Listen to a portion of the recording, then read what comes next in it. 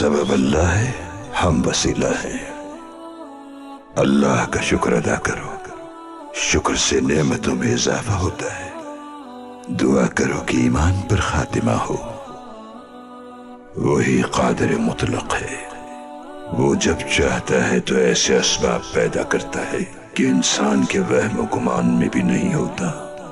नेक नियति से मंजिल भी आसान हो जाती है।